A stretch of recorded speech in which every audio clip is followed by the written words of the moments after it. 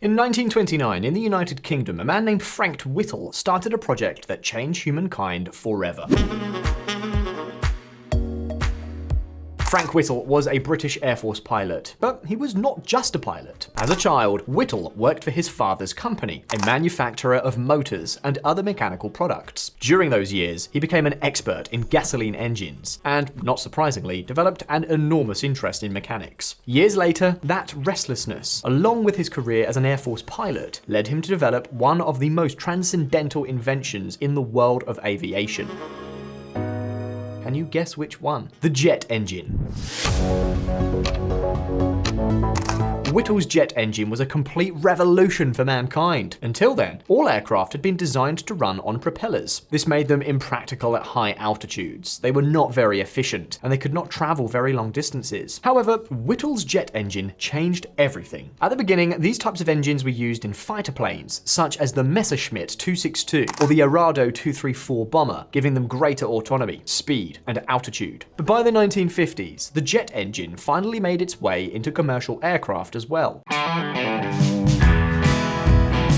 The first commercial aircraft to use the jet engine was the de Havilland Comet, and after it came many others, such as the Soviet Tupolev 104 and the Boeing 707 of 1958. Thanks to the enormous advantages of this type of engine, commercial aircraft were able to incorporate more and more passengers, travel greater distances, and above all, reduce the price of aviation as never before. And why are we telling you all this? The answer is trains. Beginning in the 1950s, with the rise of aviation and also of modern automobiles, the railroad industry began to stagnate. The railroad seemed an obsolete technology, almost from the last century, a means of transport that, at least over long distances, was doomed to failure. Nevertheless, despite having everything against them, in a land far away, something happened that gave an enormous burst of hope to the world of trains. We are talking about Japan.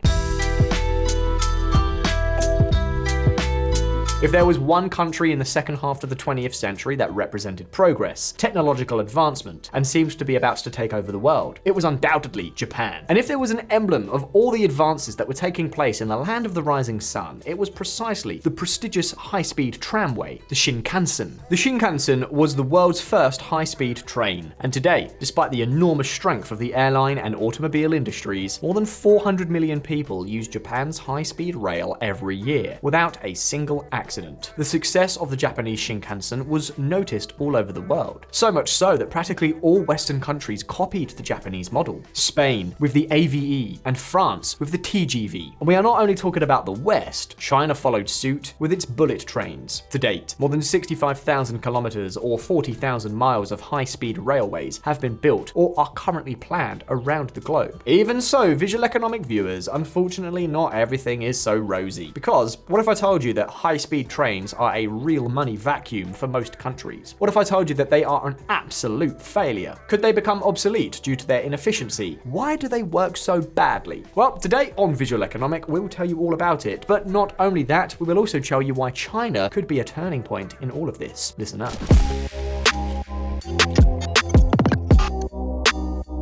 So far, we have told you that more than 65,000 kilometers or 40,000 miles of high-speed railways have been built or are planned around the globe. But let me ask you a question. How many of all those hundreds of new lines do you think have been profitable? Half? A third? No, not even close. Only 5 or 6 more lines have been clearly profitable. In other words, practically 100% of the world's high-speed trains are bottomless pits of public money. And the question is, why on earth are these types of trains so unprofitable? Well, there are several key reasons for this. The first is that very few people actually use this type of service, with the exception of a few specific cases, such as the line between densely populated cities like Tokyo and Osaka in Japan. These types of trains tend to have far fewer users than are needed to make them profitable. On many occasions, stations and train lines are built in places where very few people are interested in traveling, or simply in places where it is easier and cheaper to access by car. We have even seen some real nonsense. Take, for example, the following news items from Spain.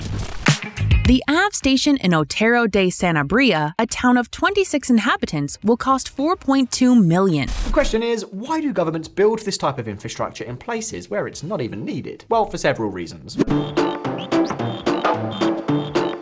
On the one hand, and as always, building infrastructure is usually an excellent political and electoral tool. Building a station and a train line can be very expensive, but the politicians of the day can take credit and let the costs be passed on to future generations through debt. EU criticizes politicization of high-speed train. In the decision to build these high-speed lines, factors such as politicization and lack of independent cost-benefit reports have prevailed, and therefore, cost overruns and delays have become the norm. On the other hand, another major culprit may be simple political ineptitude. For example, rumor has it that the Tokyo-Nagata line was drawn by hand on a map by Prime Minister Kakui Tanaka. Just like that, without consulting anyone. He just drew what he wanted. Regardless of whether this legend is true or not, what is certain is that this type of infrastructure often does not follow objective criteria. In fact, sometimes they can even follow perverse objectives, such as corruption. In other words, a politician may authorize the construction of a station, award the work to a company, and take a significant slice of the profits. The Public Prosecutor's Office will investigate the alleged collection of commissions for the Ave to Mecca. And then there is an additional factor to add to all of this. The fact is that when a train line project is to be started up, the costs are almost always much higher than predicted. To give you an idea, in South Korea and Italy, lines with cost overruns of 300% have been recorded.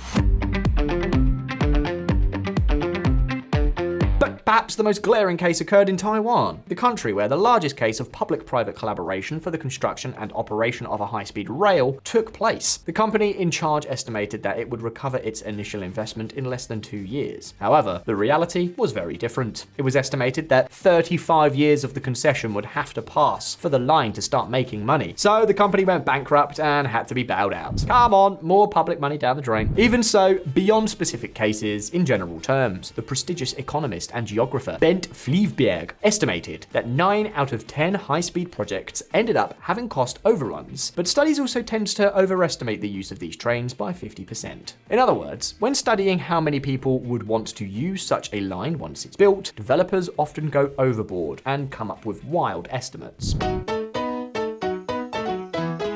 If high speed has been an absolute failure so far in terms of profitability, that is because 1. Trains are often built where very few people use them. 2. Costs are underestimated. And 3. Politicians, through ineptitude or corruption, end up making everything worse. But stop! For a moment, I'm sure by now many of you are wondering, but let's see, don't these trains have benefits beyond the purely economic ones? What about all the traffic they save, or the environment? And you know what? You are absolutely right. So far, we have been talking to you from a purely financial point of view, but it is possible that these projects have benefits that simply cannot be turned into money by any company. But do these benefits really exist? And if so, how important are they? Well, let's take a look.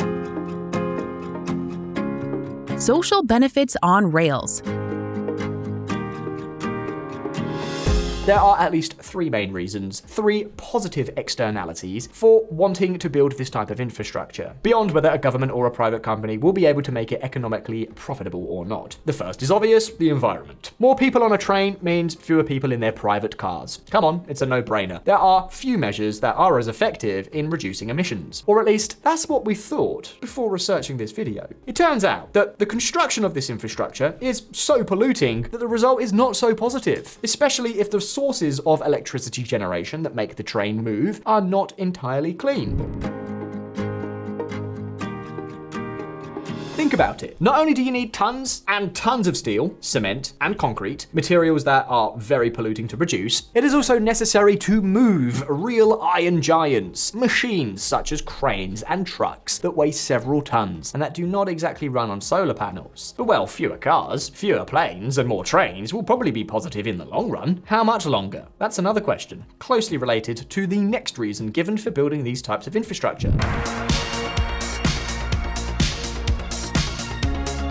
And the environment is not the only benefit. Secondly, taking cars off the roads improves traffic. So even car drivers who don't use the train benefit from its existence. And yes, high-speed rail does reduce traffic. However, only about 8% of passengers using high-speed rail would switch to cars if the train did not exist. You heard that correctly. In fact, if there were no high-speed trains, 50% of users would alternatively use slower trains, 15% the bus, and another 10% a plane. And if you're wondering what happens to the remaining 17%? Those would simply just choose not to travel at all. So while it is true that these trains reduce traffic, let's not think that they remove too many cars from the roads. Their effect is pretty marginal. And that is what explains why, despite the fact that trains have a fatality rate about 10 times lower than that of private vehicles, the savings in lives by reducing the number of accidents do not end up being too great either. But visual economic community, there is one point that could be a very, very important positive externality, that of boosting the economy. Remember we told you that 17% of high-speed passengers would not have made a trip if it did not exist? In that percentage, we find workers who, if it were not for these trains, would have a lower paid and less productive job closer to where they live. Not to mention the small stores that pop up near the stations, or the tourists who may be attracted by not having to spend so much of their vacation time sitting around watching the scenery or reading Twitter or X. But what does the evidence tell us about this matter?